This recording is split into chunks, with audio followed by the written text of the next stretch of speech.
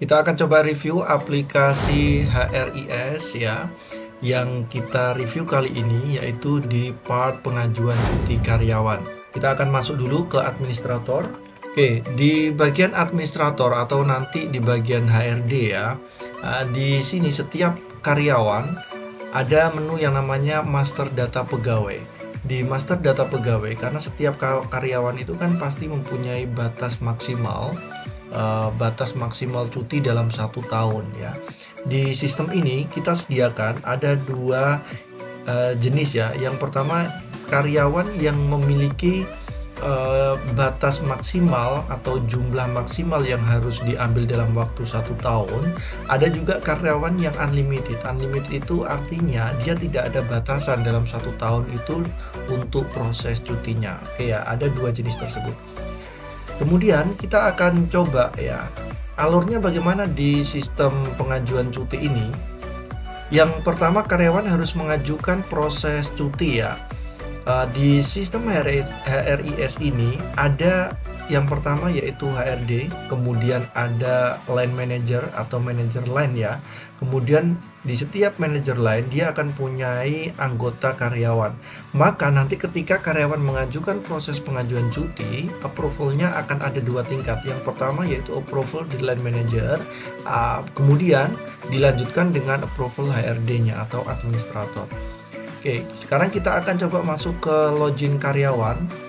Oke, kalau sudah tampil seperti ini, kita tinggal masuk saja ke menu pengajuan cuti ya.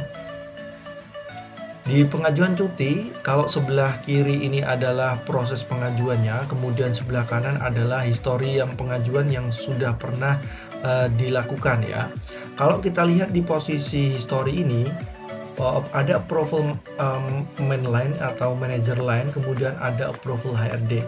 Kalau manager line-nya itu sudah mereject atau menolak, maka otomatis approval HRD juga langsung otomatis akan tertolak. Begitu juga kalau manager line-nya itu approval, maka nanti akan dilanjutkan approval-nya adalah approval HRD. Di kolom aksi ini ada edit dan delete. Ketika dia baru melakukan proses pengajuan, main line itu belum melakukan proses approval, maka masih bisa dilakukan hapus data atau edit data ya, yang dilakukan oleh karyawan ya. Tapi kalau statusnya itu sudah di-approve oleh manager line, maka edit dan hapus sudah tidak terlihat ya, sudah kita hilangkan.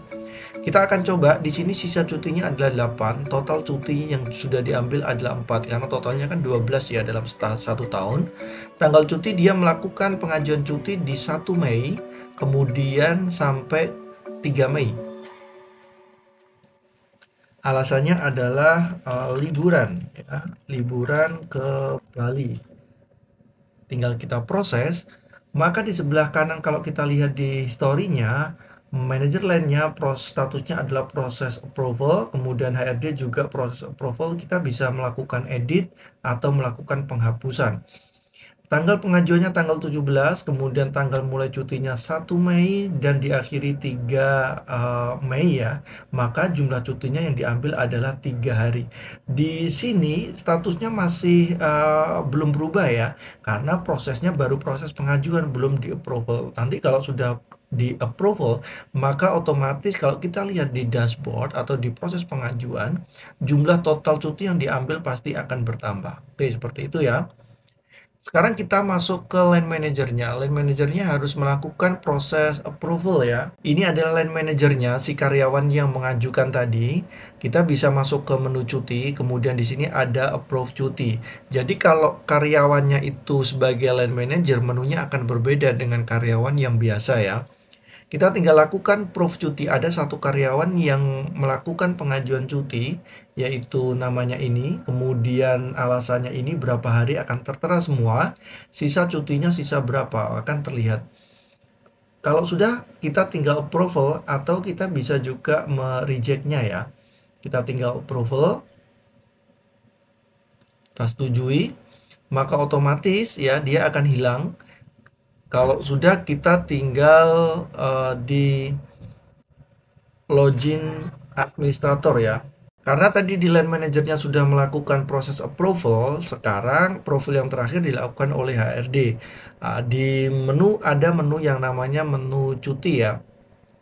Di HRD ini menu yang kita sediakan untuk cuti ya, yang pertama yaitu menu ini, kemudian di dashboard juga kita sediakan ya pengajuan cuti ya. Akan ketahuan berapa yang sudah kita approval, berapa yang masih pengajuan waiting ya, dan berapa yang proses reject. Akan ketahuan semua jumlahnya, oke? Kalau kita lihat di cuti, kita tinggal lakukan approval cuti ya, maka otomatis akan terlihat ini. Kita tinggal lakukan proses menyetujui approval atau merejectnya.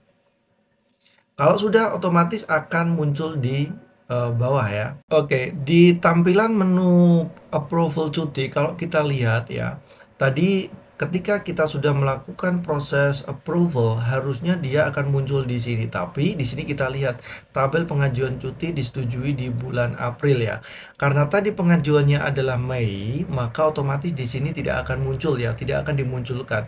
Nanti kalau sudah masuk ke bulan Mei, maka otomatis yang tadi akan muncul di kota ini ya.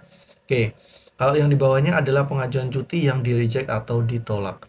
Kalau sudah, ya kita bisa cek ya report sisa cutinya.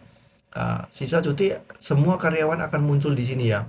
Kalau kita lihat di Sumiati tadi kan 8 ya, 8 karena dia mengajukan 3 hari dan sudah di approval, maka sisanya akan terlihat 5 hari sisa untuk cutinya. Kemudian di sini juga kita sediakan report atau laporan cuti bulanan. Kita tinggal cek, di sini adalah bulan April ya. Kita juga bisa lakukan proses cetak. Ya, kita tinggal cetak PDF ya.